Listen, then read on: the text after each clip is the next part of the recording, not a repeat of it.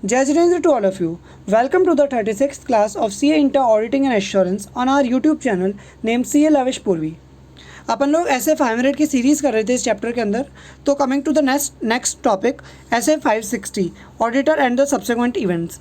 अब auditor and the subsequent events में subsequent events का मतलब क्या होता है वो अपन लोग जानते हैं. चार्ट से हम लोग देखें तो सब्सिक्वेंट इवेंट्स क्या हुए, date of the financial statements से लेकर date of the auditor report के बीच में जो भी एंटिटी के अंदर ट्रांजैक्शंस हुए और वो ट्रांजैक्शंस पिछले ईयर मतलब जिसकी ऑडिट हो रही है उनसे रिलेटेड हैं, तो उनको हम लोग बोलेंगे इवेंट्स अकरिंग बिटवीन दैम.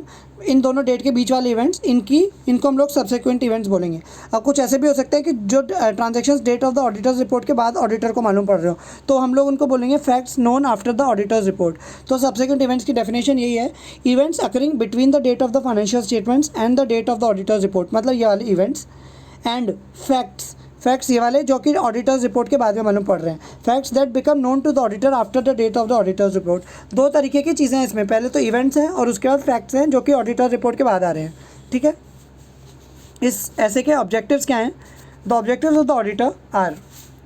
सबसे पहला ऑब्जेक्टिव है obtain sufficient appropriate audit evidence about whether जो इवेंट्स अकर हुए हैं between the date of financial statement and the date of audit report, जिनको एडजस्टमेंट्स या डिस्क्लोजर की ज़रूरत थी फाइनेंशियल स्टेटमेंट में, वो अप्रोप्रिएटली रिफ्लेक्ट हुए कि नहीं हुए फाइनेंशियल स्टेटमेंट्स में. इसके sufficient appropriate audit evidence obtain करना ये ऑडिटर का पहला ऑब्जेक्टिव है. एंड दूसरा ऑब्जेक्टिव क्या होगा कि फैक्ट्स जो became known to the auditor after the date of audit report, क्योंकि हमने ऊपर देखा था मीनिंग ऑफ सब्सिक्वेंट इवेंट्स की डेफिनेशन में कि दो चीज़ें कवर होती है, एक तो events occurring between date of financial statement and date of audit report, और दूसरी सब्सिक्वेंट इवेंट में चीज़ कवर होती है facts that become known to the auditor after the issue of auditor's report. तो पहला ऑब्जेक्टिव तो क्या हो गया कि एविडेंस ऑब्टेन करना कि जिनका फाइनेंशियल स्टेटमेंट्स में एडजस्टमेंट्स या डिस्क्लोजर रिक्वायर्ड था वो अप्रोप्रिएटली हुआ है कि नहीं हुआ उसका एविडेंस ऑब्टेन करना. और दूसरा क्या, फैक्ट्स जिनका that becomes known to the auditor after the date of audit report that had been known to the auditor at the date when the auditor signed the audit report may have caused the auditor to amend the audit report. मतलब कि जब उस auditor को जब उसने audit report sign करी थी या जब बना रहा था वो ओपिनियन फॉर्म कर रहा था, अगर उस टाइम उसको ये फैक्ट पता होता तो उसका ओपिनियन चेंज हो सकता था या फिर उसकी ऑडिट रिपोर्ट चेंज हो सकती थी. वो वाले फैक्ट्स अगर ऑडिटर को बाद में पता लगे हैं जब उसने ऑडिट रिपोर्ट साइन कर दी है तो उसने वो उन पे अप्रोप्रिएटली रिस्पॉन्ड करे, ये उसका दूसरा ऑब्जेक्टिव हुआ. उसके बाद आते हैं तो ये ऑब्जेक्टिव्स को शॉर्ट में दे रखा है कि obtain sufficient appropriate audit evidence and respond appropriately to the facts. अब हम लोगों ने जो अभी ऊपर पढ़े थे कि events occurring between the date of financial statements and date of audit report, इनके रिगार्डिंग ऑडिट प्रोसीजर्स क्या अप्लाई करेगा ऑडिटर.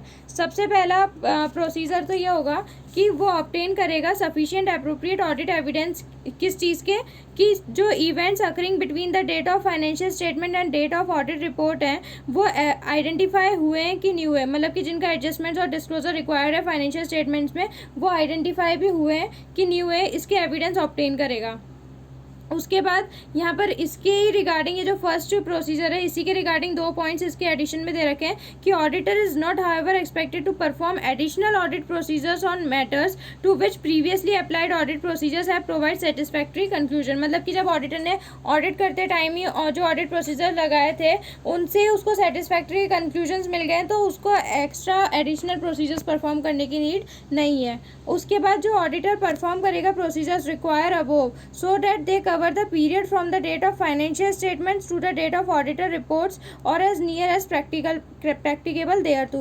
तो मतलब कि ऑडिटर प्रोसीजर्स वही परफॉर्म करेगा जिससे कि उसको इस पीरियड के बीच के ऑडिट एविडेंस मिले. लेकिन यहाँ पर auditor shall take into account auditor risk assessment which shall include the following. अब यहाँ पर ऑडिटर जब ये वाले भी चीज़ें परफॉर्म कर रहा होगा तो उसमें भी उसको रिस्क असेसमेंट को कंसिडरेशन में लेना पड़ेगा. अब उसमें क्या क्या चीज़ें कंसिडर करनी पड़ेगी या उसके लिए क्या प्रोसीजर्स हैं, तो उसके लिए 4 प्रोसीजर्स दिए गए हैं. सबसे पहला ऑडिटर ऑब्टेन करेगा अंडरस्टैंडिंग ऑफ द प्रोसीजर्स जो कि मैनेजमेंट ने फॉलो करे हैं इवेंट्स को आइडेंटिफाई करने के लिए. कौन से इवेंट जो कि अकर हो रहे हैं between the date of financial statements and the date of auditor's report, उसके बीच में जो इवेंट्स अकर हो रहे हैं वो मैनेजमेंट कैसे आइडेंटिफाई करता है, उसके लिए क्या प्रोसीजर्स लगाता है, उसकी ऑडिटर अंडरस्टैंडिंग लेगा. उसके बाद दूसरा क्या, इंक्वायर करेगा मैनेजमेंट से as to the occurrence of the significant events that may have the effect on the financial statements. मतलब कि मैनेजमेंट से पूछेगा या इंक्वायरी करेगा as to the occurrence of significant events, कोई ऐसे सिग्निफिकेंट इवेंट्स हुए हैं क्या जो कि फाइनेंशियल स्टेटमेंट्स को अफेक्ट कर सकते हैं। उसके बाद मिनट्स ऑफ द मीटिंग को पढ़ेगा ऑडिटर जो कि हेल्ड हुई है after the date of the financial statements and inquire about matters discussed at such meeting for which minutes are not yet available. जिसके लिए मिनट्स अवेलेबल नहीं है उनके लिए इंक्वायरी करेगा।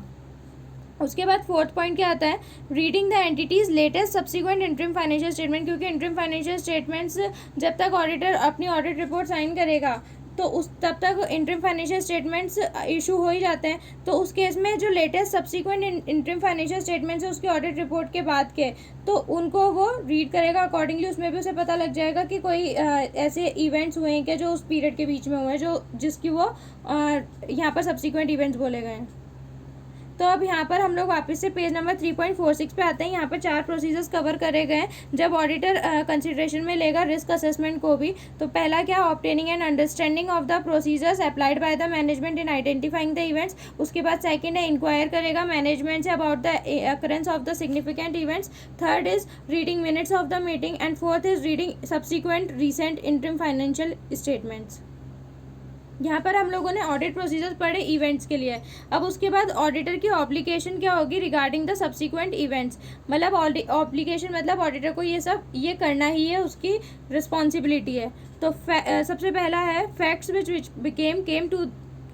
which become known to the auditor after the date of audit report but before the date of financial statements are issued। मतलब कि audit report तो उसने इशू कर दी लेकिन उसके बाद फाइनेंशियल स्टेटमेंट्स इशू हो गए हैं।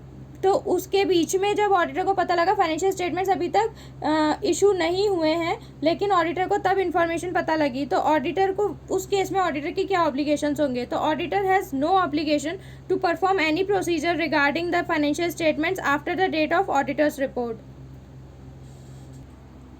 However, अगर after the date of audit report but before the financial statements are issued, मतलब अभी तक फाइनेंशियल स्टेटमेंट इशू नहीं हुए हैं लेकिन ऑडिटर ने उसकी ऑडिट रिपोर्ट साइन करके दे दी है मैनेजमेंट को। A facts which became known to the auditor, मतलब ऑडिटर को कुछ मिला है that if it has been known to the auditor at the date of audit report, जब उसने ऑडिट रिपोर्ट साइन करी थी तब उसे ये चीज़ पता होती तो ऑडिटर का ओपिनियन या ऑडिट रिपोर्ट चेंज होती, मतलब कि अमेंड करने की ज़रूरत पड़ती। तो may have cause the auditor to amend the auditor report. तो उस केस में ऑडिटर क्या करेगा, फिर ये जो फैक्ट है ये मैटर जो है मतलब ये मैनेजमेंट से discuss the matter with the management and where appropriate TCWG। उसके बाद डिटरमाइन करेगा कि वेदर द फाइनेंशियल स्टेटमेंट्स में अमेंडमेंट की ज़रूरत है कि नहीं है एंड इफ़ सो अगर है तो इंक्वायर करेगा मैनेजमेंट से कि वो इस मैटर को कैसे एड्रेस करेगी उसके फाइनेंशियल स्टेटमेंट्स में, क्योंकि अभी तक फाइनेंशियल स्टेटमेंट्स इशू नहीं हुए हैं।